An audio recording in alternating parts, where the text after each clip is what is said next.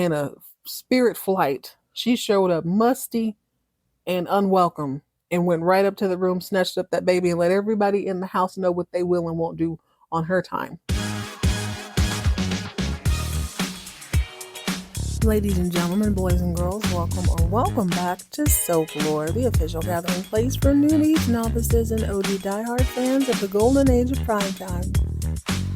I'm your host, Jeb, viewing and reviewing one of the soapiest, sudziest primetime storylines of 1984-1985. So whether you're new to this or true to this, sit back and enjoy. Tell the kids it's time to play outside or out of sight. They'll bathe no questions, suggestions, or concerns for the next 25 to 35 minutes. Everyone else in earshot, you can be cool, quiet, or kicked out because we are watching our stories. Ladies and gentlemen, boys and girls, this is Soap Lore.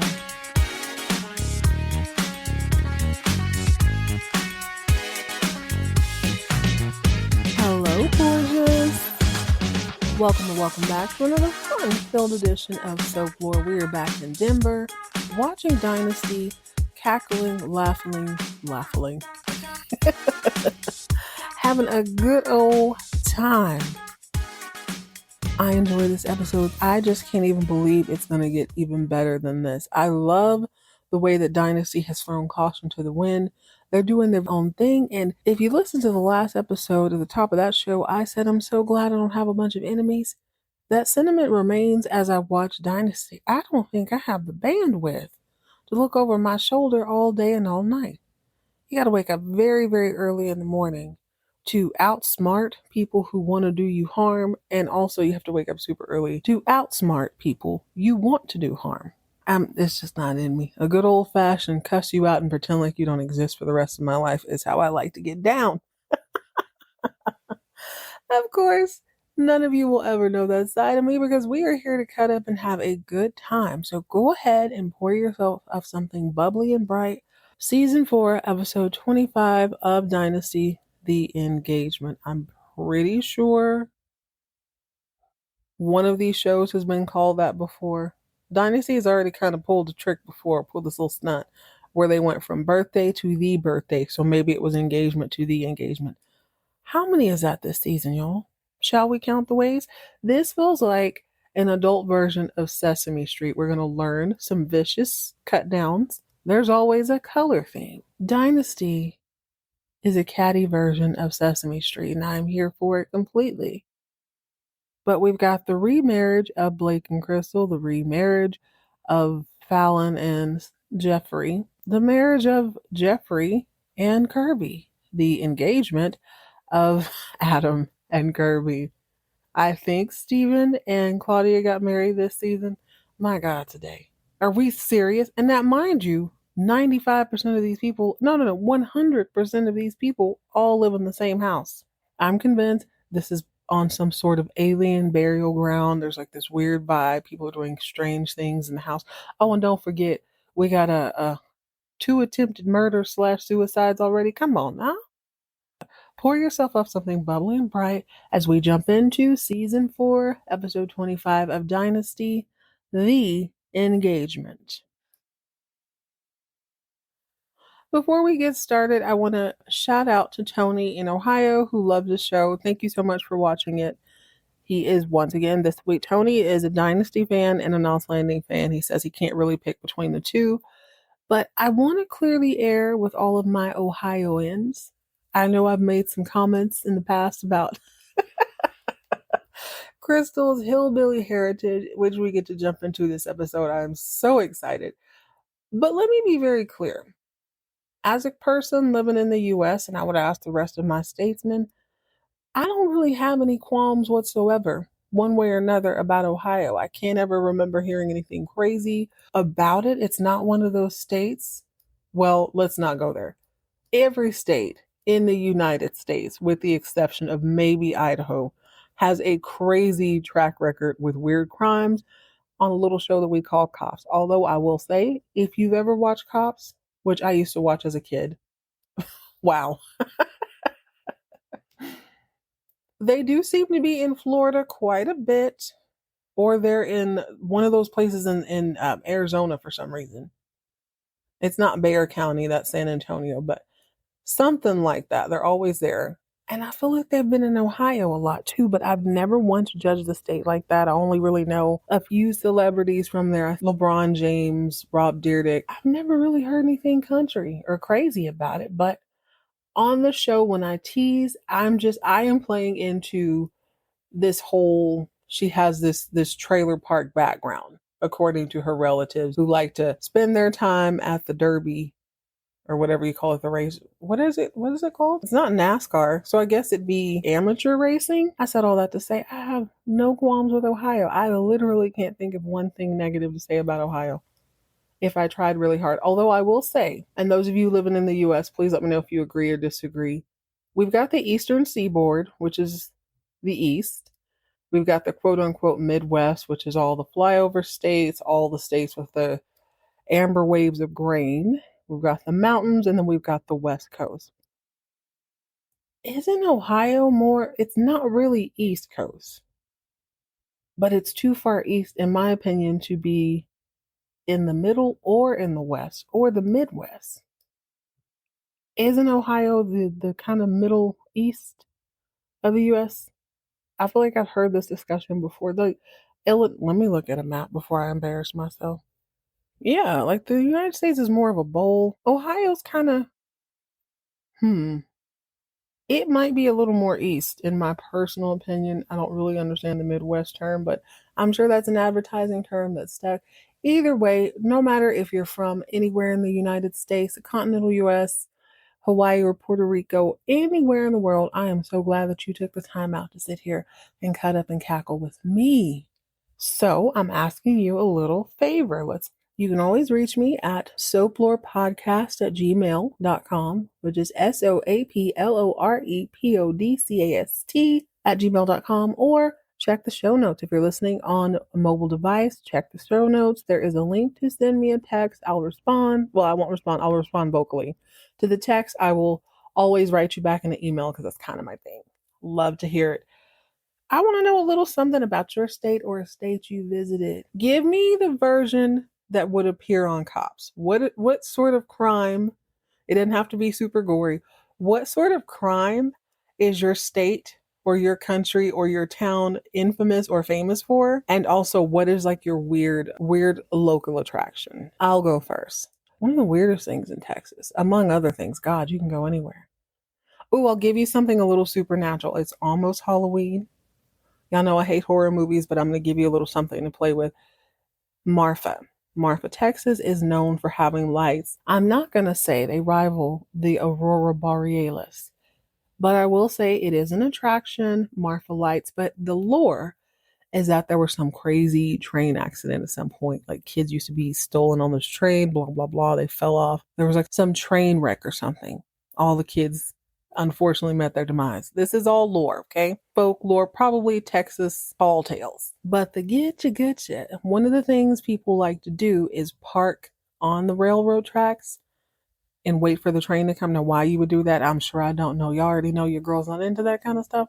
But allegedly, you will be pushed off the tracks. And then when you go and check your trunk, you'll see all these little children fingerprints. Spoiler alert, it's just your fingerprints from when you close your trunk. Of course, this story has changed over time as people have hatchbacks and such, but that is sort of the lore. The dust from the area is a little bit thicker, so you'll be able to see the fingerprints more. Little children will push you off the railroad tracks in Marfa and stay for the lights. They're dope, really beautiful. All right, guys, that's enough jaw jacking. We got to get back into this engagement. Yay. Two things I never thought I'd say. Number one, Crystal, I get it. I get it. And number two, Blake really, what's his name, John Forsythe? His acting was superb. Surprisingly, it was when he wasn't talking. Crystal, in her 2.5-inch waist, comes in dressed like Jane Fonda. I hope this ain't disrespectful, but not having a booty or a waist must have been very chic back in the day. It's not everybody has a big old donk. I understand that, but Crystal is straight up and down. It is what it is. She comes into the room to present Blake with World Finance magazine. I tell you what, Blake's reputation may be in the toilet, but that face card will never, baby. That is the most handsome picture of him I have ever seen. It was the first time I thought to myself, you know what, Crystal? I get it. I get it. Blake looks gorgeous. He is very pretty. He is snutting on them on the face of this magazine that is dragging him for filth. But you know what? Who cares? Looks so good on it. It's the only headshot that I will accept. You know what? I actually don't mind when they do it like that because that could very well have been his headshot for his company as you walk into the halls. You know what I mean? You walk into the boardroom and it's a picture of the chairman, the vice president, etc. That could have very well been a photo from that, so it makes sense. But God, I was like, God, Blake is so pretty. A little later on, Alexis also has a photo of herself. It's not a headshot. It's more of her body, but it's in her office. Why would you have a full body picture of just you solo dolo framed? Because you are Alexis Carrington Colby. That's why. She presents the magazine to be like, hey, look what came out today. I'm so sorry this is all happening right around Fallon's re-wedding shindig. How are you doing? Blake's fine. He's fine. Let him tell it. Dynasty does Dynasty thing where they explain the plot that we haven't seen. So, according to Blake, the bank that holds 50 million of the $100 million that he managed to raise for these offshore drilling wells in the South China Sea has called a meeting. Now, Blake is hoping that they haven't got their hands on this edition of World Finance with his beautiful mug on it. He's hoping this is just a casual conversation. Maybe everybody's heard about Rashid Ahmed and the riffraff that may or may not be taking place where the well sites are. But Blake is very confident. He's like, you know what, Crystal? I have done so much business with these people. I have made them money hand over fists. My reputation precedes me. If this bank is on my side, then the other banks will fall in line. They're not going to worry about it.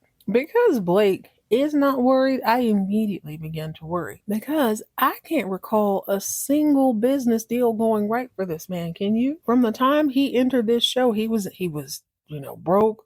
He had to borrow money. Cecil embarrassed him. Cecil embarrassed him from the grave. His ex-wife embarrassed him. And now Rashid Ahmed, well, his ex-wife has embarrassed him again. He just don't know it yet. Rashid Ahmed has made a complete and teetotal fool of him in front of the entire world. But he's like, no, I made money before. They know me. I'm cool. Plus, my friend Dawson is there. If Dawson says I'm good, then I'm good. I immediately began to worry.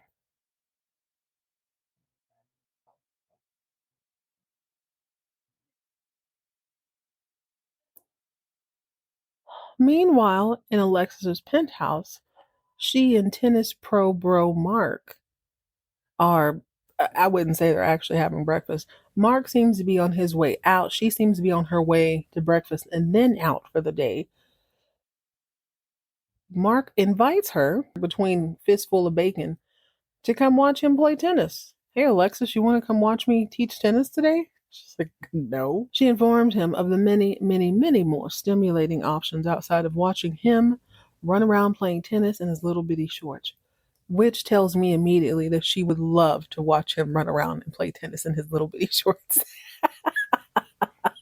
Why would you bring up stimulation in that context, Alexis? I get it. He is in his hoe shorts. He's in his tennis pro stuff. He's like, well, you don't have to just watch me. You can come watch me and Dex. This seems to be a statement that he knows he's filling out the room. I know this now because I've seen the entire episode. He's filling her out a little bit. She's like, oh no. Okay, well, no, I'm busy. I don't really want to go watch Dex either. So Mark says, well, what are you gonna do? You gonna sit here and hatch schemes? Plan to take down people? She's like, dude, I don't hatch schemes. Calm down. Mark is still trying to figure out. He's kind of got it in his mind after watching her all this time. He was supposed to be spying on her for Congressman McVane, but it feels like at some point he became really interested one way or another. It's his version of a soap opera. So he watching his stories and he's like, listen, you seem to be just really dead set on sticking it to Blake. Now he already knows, obviously, that she paid Rashid Ahmed the $5 million to create a $100 million problem for Blake. He's like, no, this goes beyond business. What else is there? This is way beyond just making sure this guy's business doesn't work out. It seems like you want to destroy him. So that leads me to ask, what else do you have going on, Alexis? What else are you plotting? What else do you want from Blake? She's had enough, damn it. She came down here to eat breakfast. I don't even know why $100,000 champagne poppy is still floating around in these booty shorts.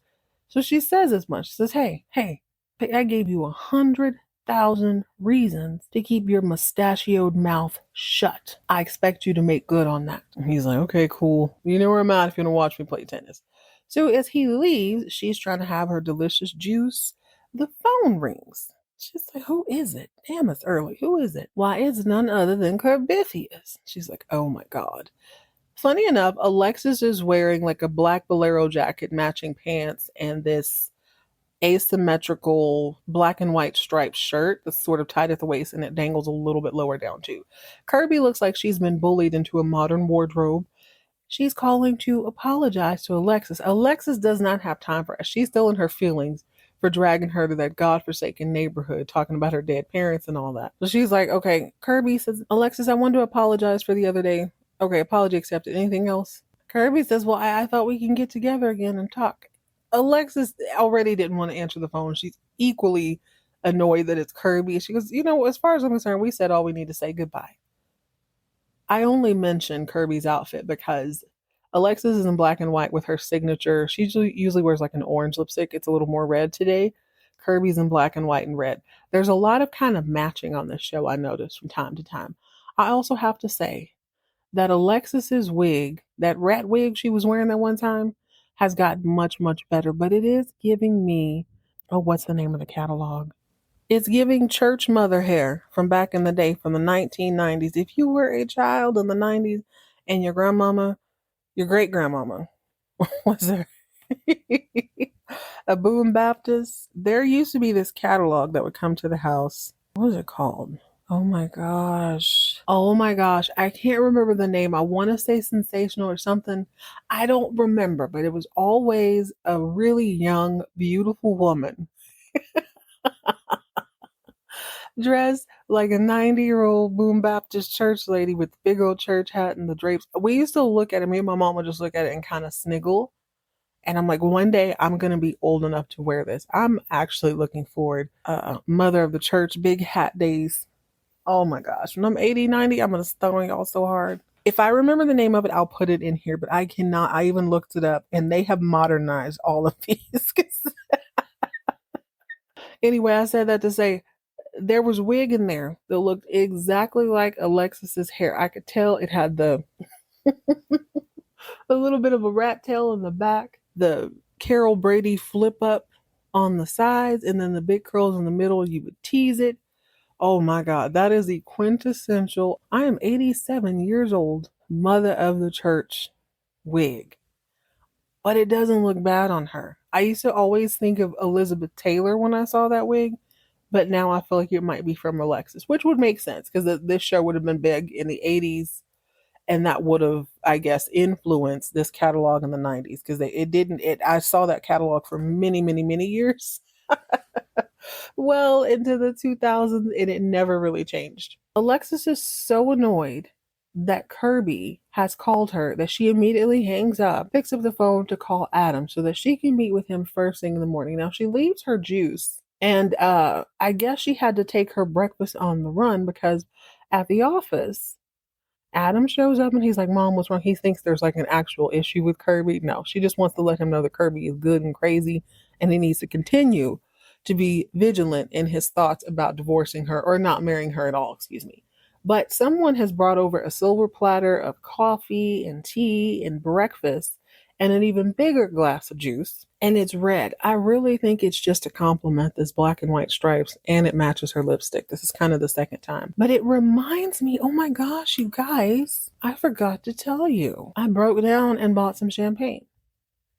Yes, grocery store champagne. I don't know if that's frowned upon, probably, but I mean, who cares? I was honestly looking for some non-alcoholic wine or non-alcoholic champagne. I'm not a teetotaler, but I generally record these in the middle of the day, and I'm like, I can't be gone off champagne at 2 p.m. And honestly, a lot of times I'll have to start it at the beginning of the day and I'll have to stop and do something and I might pick it up later that night. But I just figured, let me go ahead and stick to non-alcoholic because I'm not really drinking it for the taste. I already like regular, just sparkling water. I want to learn about wine and champagne in a more sophisticated way. So, this really sweet lady at the grocery store, shout out to Tanya. Tanya says she is, I don't know if she's listening, but I told her about the show. Tanya is an event planner. She does a lot of weddings. And she was saying, sometimes they cut a few corners. I don't want to get too much into her business. Matter of fact, yeah, I already said Tanya. That's kind of an unusual name. Says that, sometimes they mix a couple, but if you're just starting out, you're just drinking it because it's an occasion drink. A lot of times people don't really care how wonderful it is. She's like, just start from the bottom shelf and go up. Not, you usually don't want to do that, but she's like, just start at the bottom, find something pretty, find something that's mixed with fruit. Don't spend a whole lot of money, just start there and go up. So I have champagne. I'm going to stop and trade my regular. I was drinking grape juice, y'all. I had some this morning, and every now and again, I really enjoy the taste of grape juice. So let me go freshen up my beverage. Alexis has reminded me that I have something a little more grown, and let me see how I like it. Oh, that's kind of good. Ooh. Okay, this tastes nothing like New Year's Eve. Cheers, here's to us. Okay. Alexis insists that she meet Adam first thing in the morning to be like, yo, your girl is nuts. Let me tell you what she did. She calls me up last week talking about this job, tells me she wants to meet in person. I try to have her come to the office. She insists on picking me up. She picked me up in a Mustang. I put on my furs and everything, baby. She picked me up in a Mustang. I was cool. I got in a little car, drove to this weird neighborhood, went in this house. All the furniture's covered up. There's dust every place. She starts going on and on about her parents. So Adam ignores a part about the job in Paris, and he's like, well, she said she wanted to talk with you about work. What's so weird about that? Alexis says, well, that would have been fine, but she didn't want to talk about work. She starts telling me about her parents and how they used to live, and did I think about my maids and stuff. Adam, I need you to focus on one thing and one thing only. That girl is nuts. Crazy as a road lizard, just like her nutty mother. You need to think through this, baby boy. But among many of the things Adam don't play about, he does not play about his matronly bride and her antique wardrobe. So he flips the script and says, Mama, well, if you hadn't blown up her whole mind by telling her mom was nuts, she wouldn't be acting nutty. So essentially, this is your fault. Alexis is shocked. Like, she never in a million years, my fault. How is this my fault? And I love that it's Alexis and Adam, two people who seem to be not really all that self-aware, who both have had a hand in sort of ruining Kirby's life. But they're like, no, it's not my fault. It's not my fault either. It must be your fault. She doesn't need to know she has a nutty mom. That is ruining everything, mother. So you need to mind your business, Mom, and stay out of our business. And Alexis is like, oh my God, all I'm trying to do is help you out. Is it just me? Or is it a sign of the modern times that I just don't understand this storyline? I really, really don't get it. I've tried really hard to understand why any of this would provoke any action at all from Joseph or Kirby, and I can't come up with a decent reason. Kirby's mom went a little bit nuts, ended up in an insane asylum. Okay. She was in there for years, 20 plus years, because Kirby's a full-grown woman. What difference does it make? Soya lied about her being dead when she wasn't dead. I mean, okay, that's hurtful. Okay, that part I get. Perhaps Kirby is upset that she could have had some time with her mom, but didn't. But it doesn't seem like Alexis is aware of that. All she was pointing out is that the woman is crazy. There's a high probability of you also being crazy. I would also like to point out, though, that a lot of the women on the show have had some sort of encounter with a psychiatric doctor in some capacity, one way or another. Like, come on. Claudia's walking around with a full husband at this point. So what if she went a little crazy? That's par for the course. Welcome to the family. Yeah, the storyline has never really, really made sense. But if it means Kirby's going to start wielding weapons around, then so be it. Anyways, let's talk about Mark at La Mirage. So he's, of course, a tennis pro. He's still teaching people. And it seems like all the people who show up to play tennis also like to stay and have lunch. So they're in their tennis clothes and they like to eat outside because it's really, I mean, it's Denver. Beautiful weather, gorgeous scenery. It's just kind of a really good vibe. Everybody's having a good time.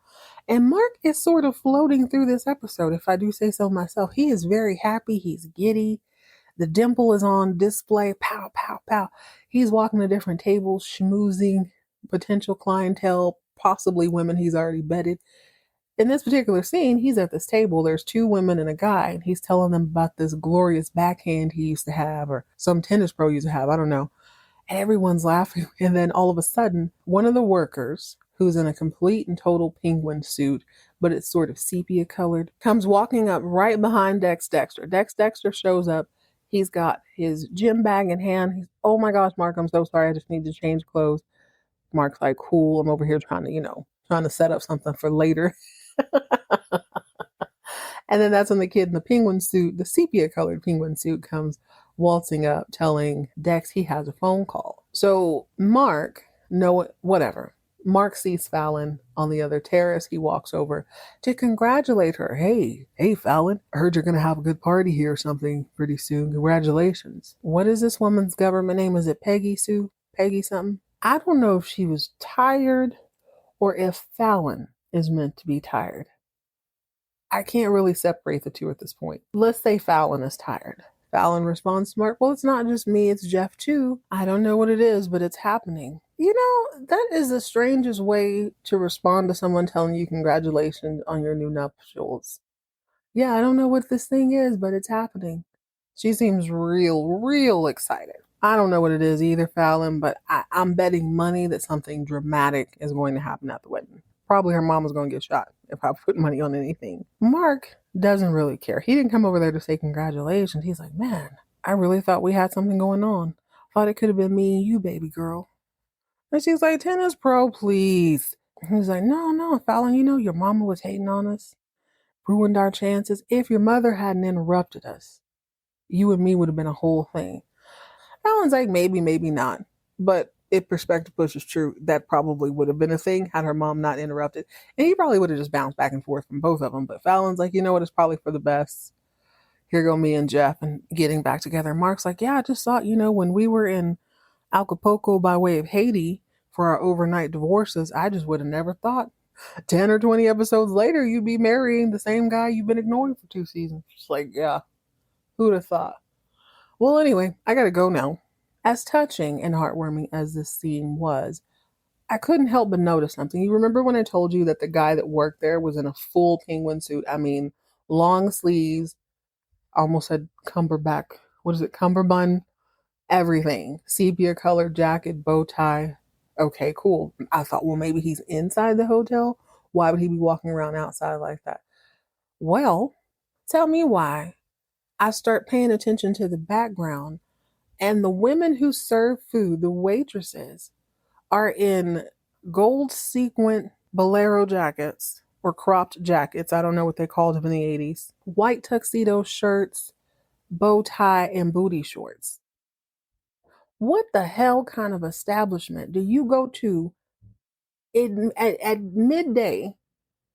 You eat outside where someone serves you in sequins. All of them. I thought it was just one person. No, there was like 2 or 3 of them walking around. I'm like, are they going to dance later?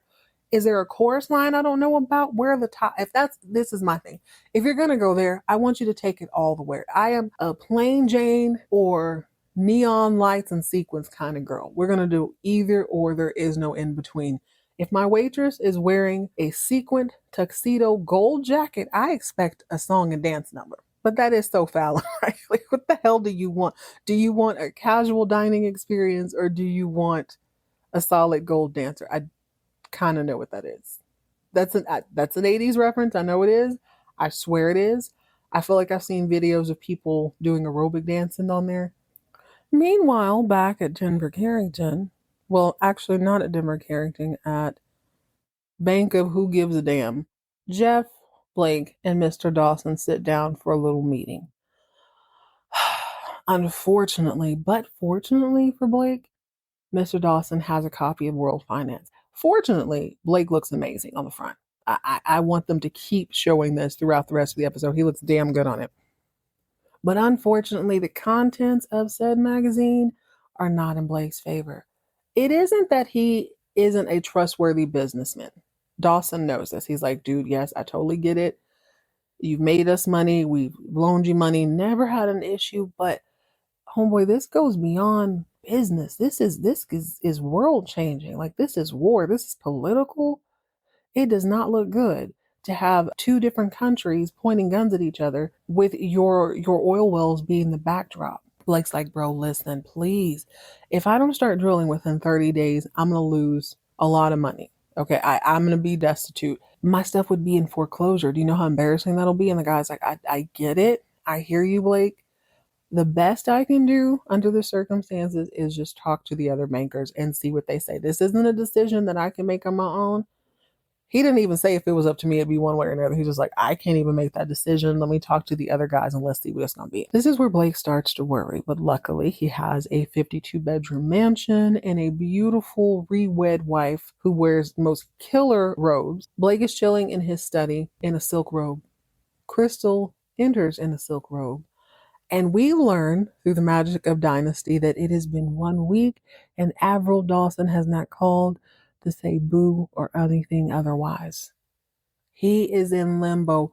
But Blake's gut is telling him, okay, this probably is not going to work out in my favor. Let's go ahead and start thinking of other ways. And Crystal's like, listen, babe, I remember when you got with me and you told me that you would sell everything and be a broke boy just to be with me. And I pretended to be agreeable to that. But the reality is, I know my second prenup is ironclad. So I'm supporting you because I trust in your ability to remain a millionaire. He's like, thanks, babe. Yeah, you're right. You're right.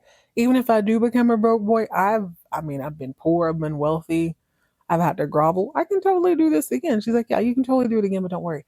They didn't say no yet, so let's just act like everything is cute.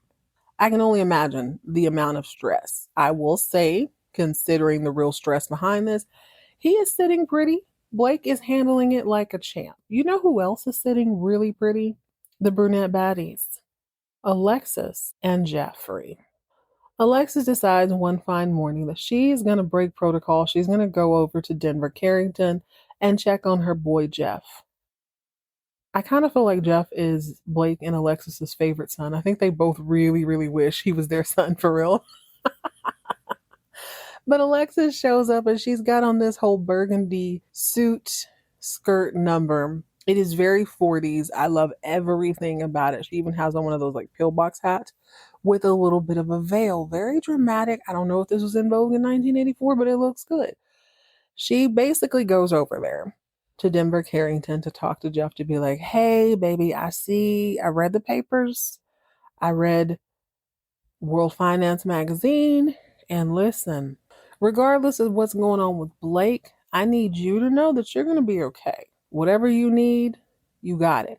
I still feel so funny about this. Jeff should really not be working at Denver Carrington. It is a direct conflict of interest. It really, really is. But I mean, Alexis isn't wrong. If one of them tanks, he still has the other. So I mean, cool. I guess his little salary and whatever stake stock he has might suffer a little bit. But she's like, don't even worry about it. You know, your office is free of all lead paints, etc. You can come back anytime because I feel like this is a sinking ship, Jeff. She's really coming. She is coming to ease Jeff's mind, but she's also coming to get the tea. She wants to see how stressed out everybody it is. Now, Jeff is cool as a cucumber. He's like, everything's fine. Alexa's like, okay, you don't have to. Come on now. What about the loan extension? You really think Blake's going to get one? It's like, I think Blake will pull through. I believe in him. I'm not worried about it. It's like, okay, well, if you ever want to jump from broke boy Blake's ship to mine, you know where I'm at. And he just kind of smiles as she leaves the room. He's got a new haircut, and I dig it. So meanwhile, back at Colby Co., Stephen has managed to find his way out of Alexis's office and into the mapping room. He's going over some topographical maps when in waltz, I'm not going to say he burst in, waltz none other than Dex Dexter in a corduroy jacket. Stephen is completely unbothered. Good morning, Dexter. How can I help you? Dex is pissed. He drove all the way across town because his secretary gave him a message that said, when you're dealing with your Lex Dex business, you will be dealing with Stephen Carrington from here on out.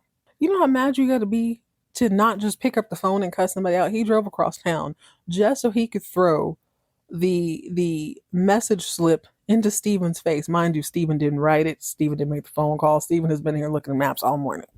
Dex came over to start some ish.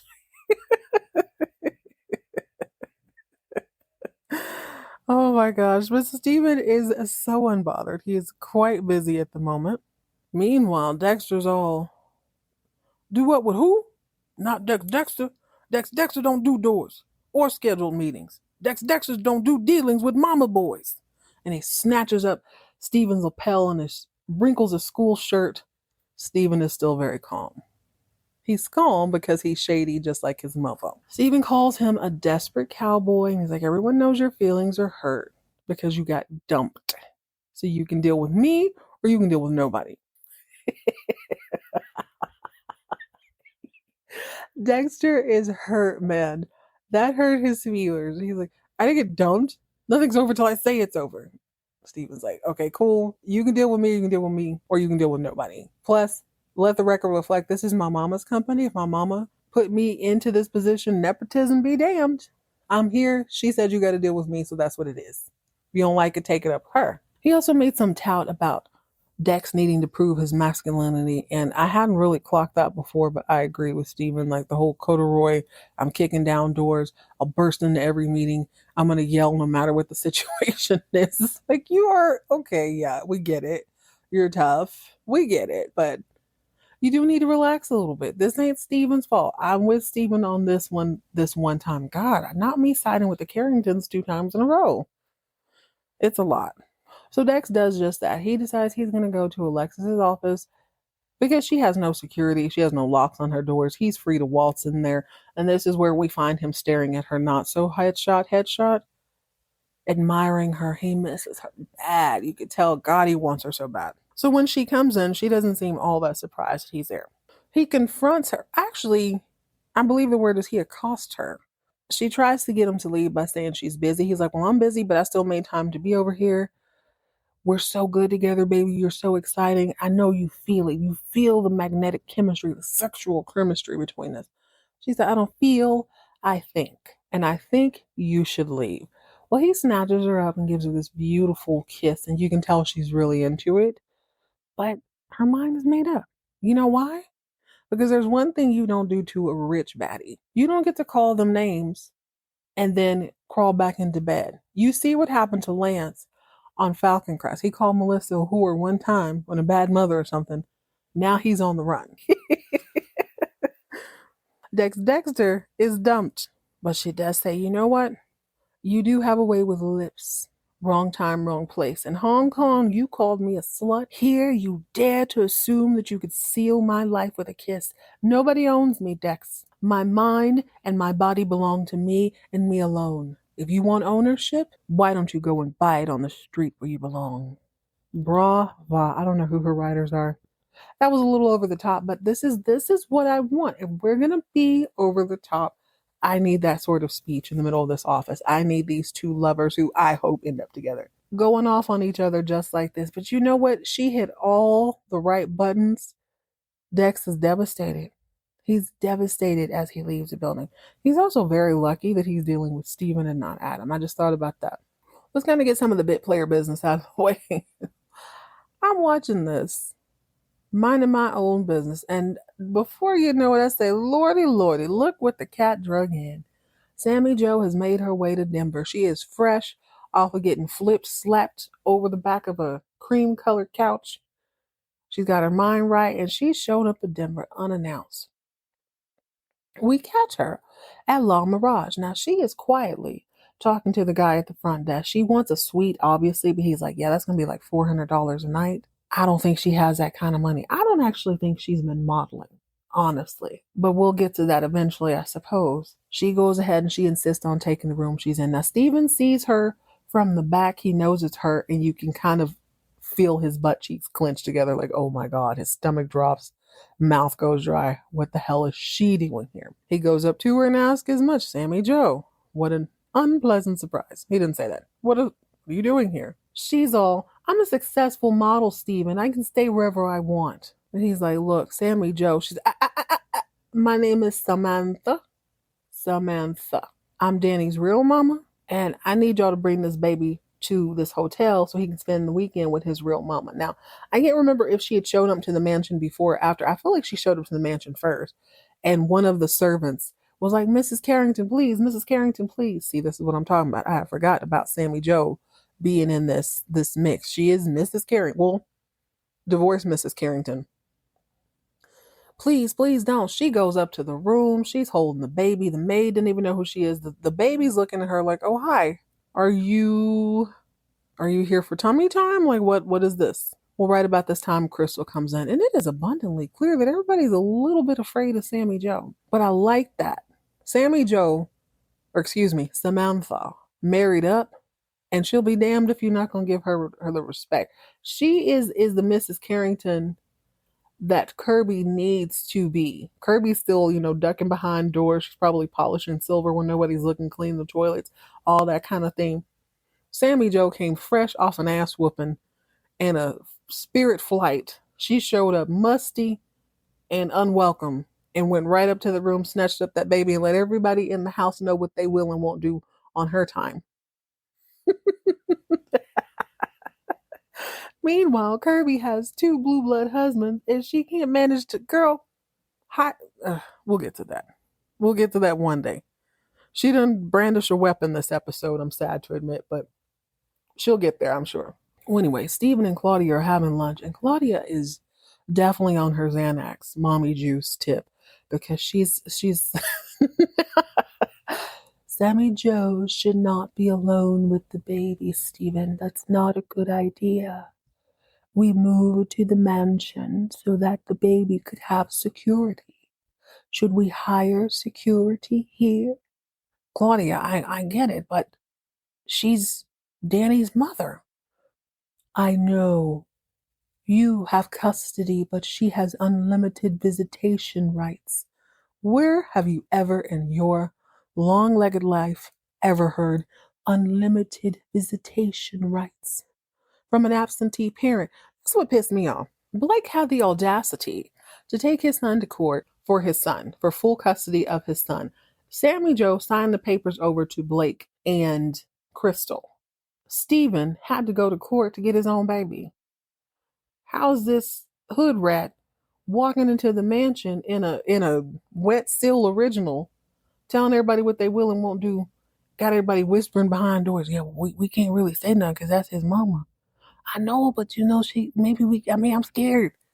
Steven's like, I just don't trust her with the baby. You think? She sold him once. She gonna sell him again. Well, Crystal feels the same way. So Crystal was on the same sort of wavelength. She decides she's going to meet her hood rat niece exactly where she's at. They go to La Mirage and they decide to eat out on the terrace as well. Sammy Jo, God bless her, just smacking big greasy cheeseburger that looks amazing, by the way, smothered in ketchup. She's talking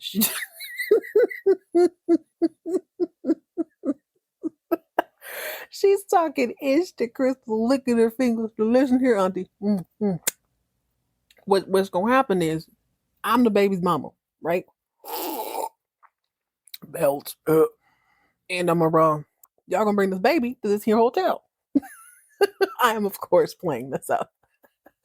Crystal's like, well, what about Danny? Listen, he doesn't really know you. He's so used to the mansion. Just why don't you come spend the weekend at the mansion? You'll have all the maids, you'll have all the servants and all that.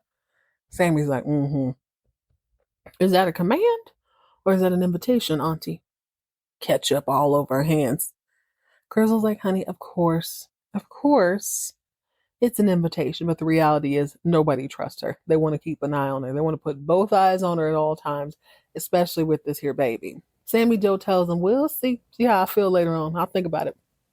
While Sammy Jo is licking the Heinz ketchup off her Lee press-on nails, Tracy is hard at work at Colby Co., assisting Alexis with whatever she needs. She's also double duty. She is a spy, keeping a close eye on her. Alexis says, Tracy, listen, I know you're good at PR, but I also know about your other activities. Now, Tracy's trying to be professional. Other activities? What do you mean? Alexis starts naming things.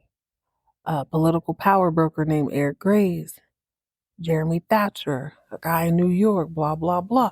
Tracy gets embarrassed because it's obvious that Alexis understands that Tracy has slept her way to the top in many ways. Doesn't mean she's not good at her job. She slept her way to the top. Tracy was not expecting this. Now, that's so funny that she collected a slap across the face from Crystal because she was like, that's what we do in this business. That's what we do. But when it comes to Alexis, she was a little bit shocked. But Alexis is like, listen, girl, listen, I'm not judging you at all. As a matter of fact, I'm a fan, which is why I brought you in here today. These men have been using us for centuries. It is high time we flip the script. So, I mean, listen, I'm a fan. Trust me, I'm not judging you at all, baby girl. But what I need you to do is go talk to this guy, Dawson, at this bank. I need to figure out if this loan extension is going to happen. You think you could work your magic? And Tracy's like, oh, yeah, sure. I'll do it first thing in the morning.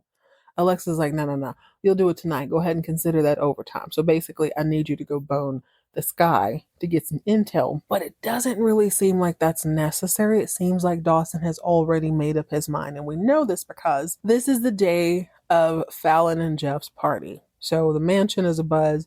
People are getting ready to go to La Mirage to have a good time, eat cake, drink champagne. When Dawson calls Blake, Blake's in the study, fully in his penguin suit.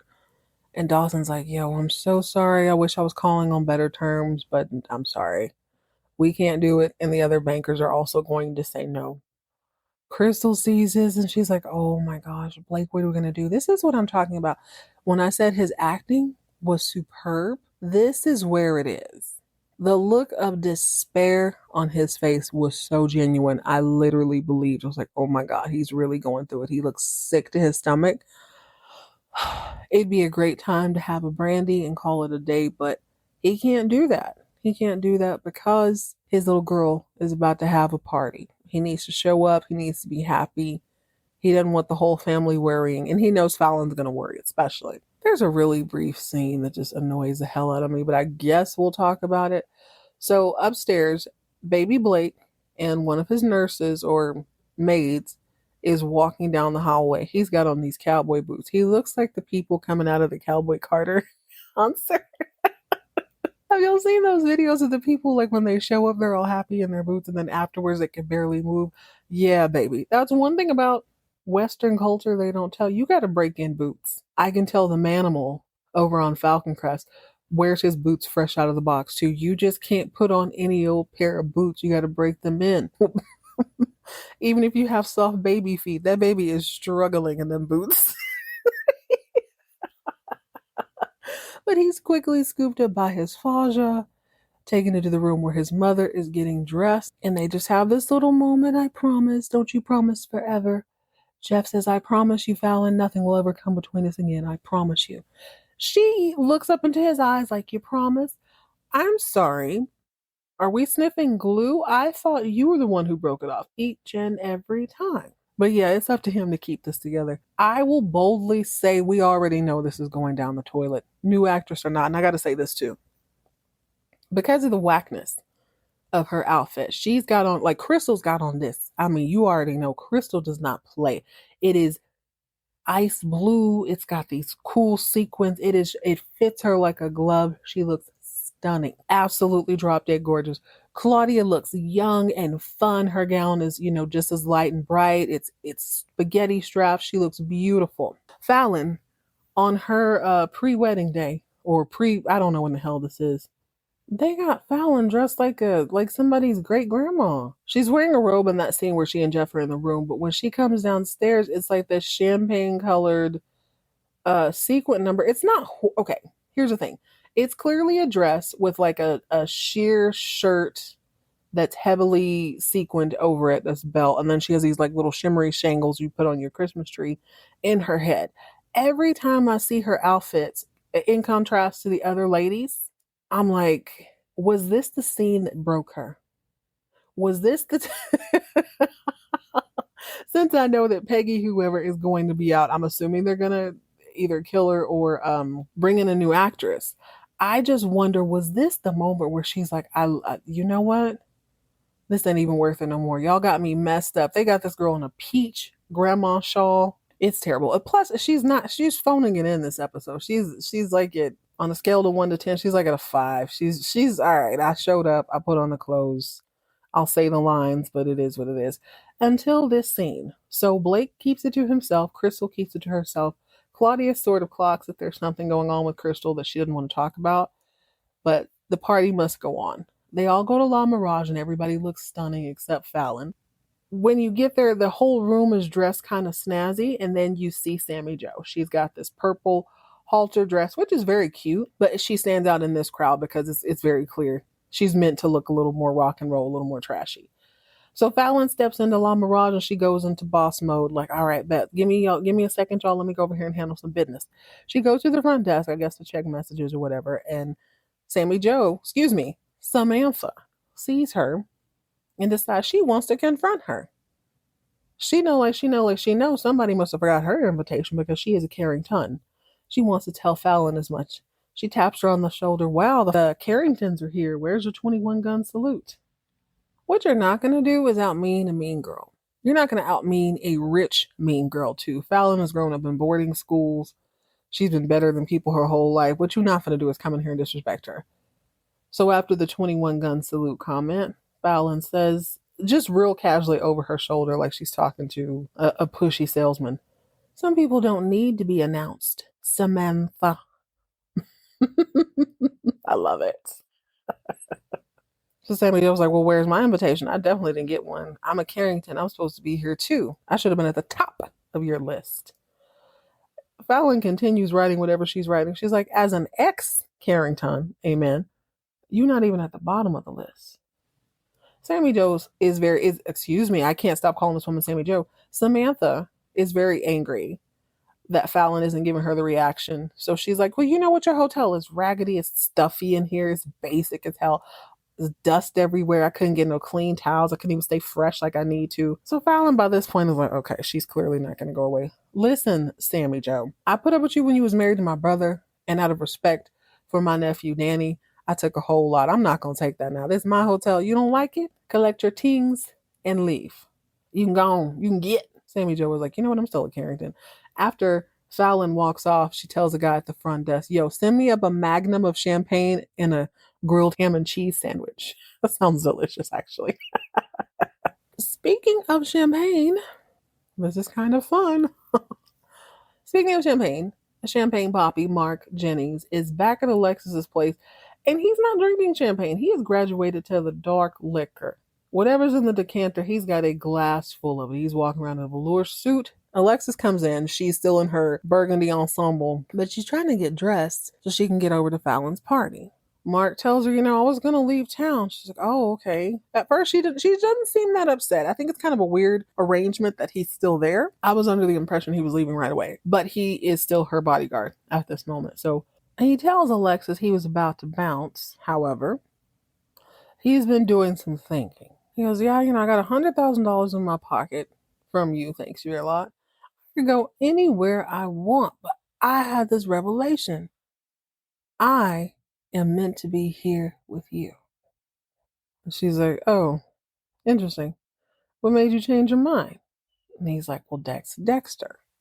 Remember I said earlier it felt like he was filling him out? Now that he knows that she's no longer with Dex, apparently he has had a little bit of a torch for her. He's like, yeah. Since you're not with Dex anymore, you definitely need me around. She's like, you know what?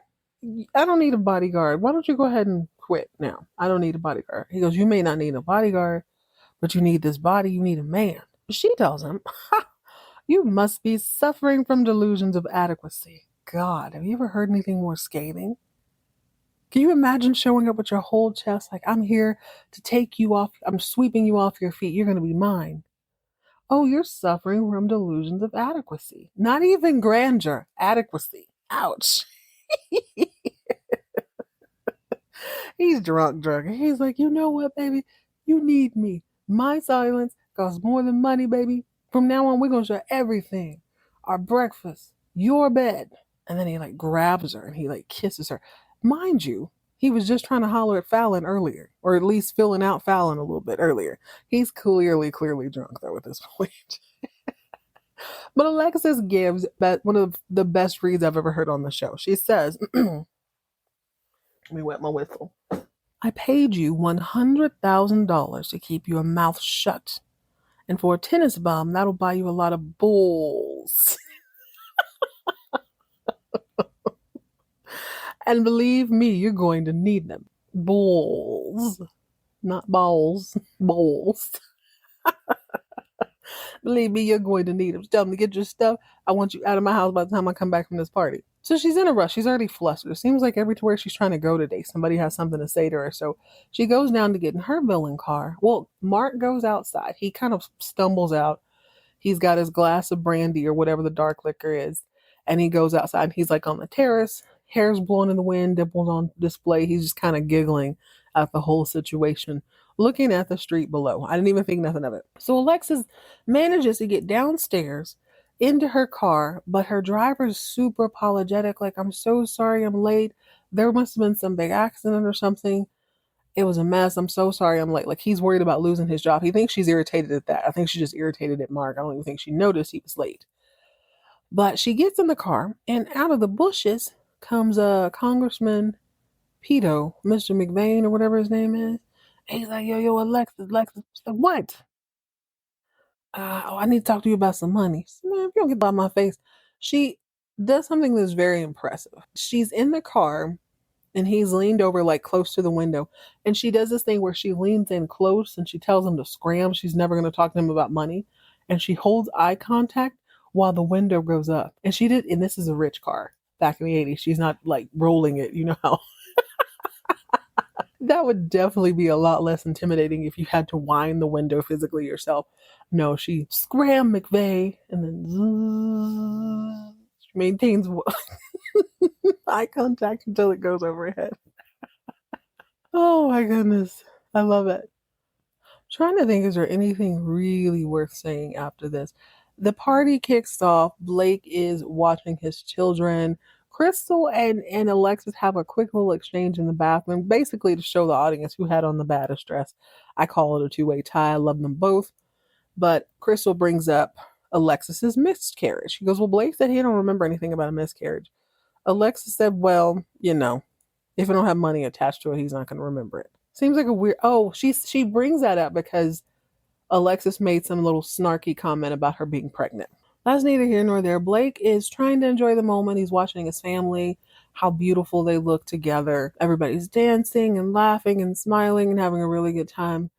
He decides he's going to go try to make a phone call at 10 o'clock at night. He goes into Fallon's office. Whoever he's calling, obviously, is not in their office. They're not going to answer the phone. But Alexis comes in after him. And he goes, you might as well hold the door open. I'm on my way out. And she goes, that's what I heard, which is why I brought myself in here. Blake, we family. I sure hate to see you on the Broke Boy Express. Why don't we work out something? I will loan you $100 million. I'll give you 6 whole months to pay me back. If you can't pay me back, then I'll just take over Denver Carrington. And he's like, when hell freezes over, Alexis, I don't need you. I don't need anybody. I'm going to get on my feet on my own. I don't need anything from you. She's just kind of smiling, enjoying the moment. But it's quickly doused because the door's open. A detective comes in. I'm looking for Alexis Colby. That's me. He's like, Alexis, hey, I need to talk to you. Mark Jennings is dead. This is like 20 minutes later, 20, 30 minutes later. What? I just saw Mark. I was just with him. He was very much alive. No. He's dead, man. He either fell off the balcony or someone pushed him. Dun, dun, dun. Well, obviously, that McVane guy knows how to get up and down the stairs, probably pushes it. I hate that. Here's the thing. This is a soap opera. I don't know if Mark's dead or not. This could all be a ploy. I wasn't expecting that. I'm going to be honest. When I first saw it, I was like, oh no. Not Mark and his dimples. I was getting used to the guy. But yeah, I'll believe it when I see it. We'll see what they say next episode. But damn, I sure hate to think of Mark tatted all over Denver Avenue like that. Also, okay, yeah, I was going to say there's no way that congressman could have physically stood a chance against a Mark Jennings. That dude's like 6'3". He's a tennis pro. That's all he does is run around. He does have a drinking problem though, so maybe that could have slowed him down. He probably got the drop on him because he was drunk. Otherwise, I would imagine he would have flipped the congressman over the side of the balcony. Exciting episode for me for some reason. I really enjoyed it. It's funny all around. Sammy Jo is back. She seems to be a little bit of a bully. If not a bully, everybody is at least scared of her except Fallon. Found myself agreeing with the Carringtons more than I would have ever imagined this episode, but I can't wait to see how Blake is going to finagle his way out of this. I feel like every season he has some sort of major business woe. I can't believe this woman orchestrated this off of $5 million. It cost her $5 million and 2 rolls in the hay. And this man's whole life is in shambles practically. All right, guys, thank you so much for joining me today. Don't forget to send me your text. Check on the show notes for the send a text link, or you can reach out via email at soaplorepodcast@gmail.com. That's soaplorepodcast@gmail.com. Can't wait to hear about weird happenings in your state or country or town or family. Doesn't really matter. In the meantime, in between time, if you go to a restaurant and the wait staff is wearing penguin suits, especially gold sequin ones, demand a refund if there's not a song and dance number. Stay hydrated, stay moisturized, mind your own business, and keep all of your drama on TV.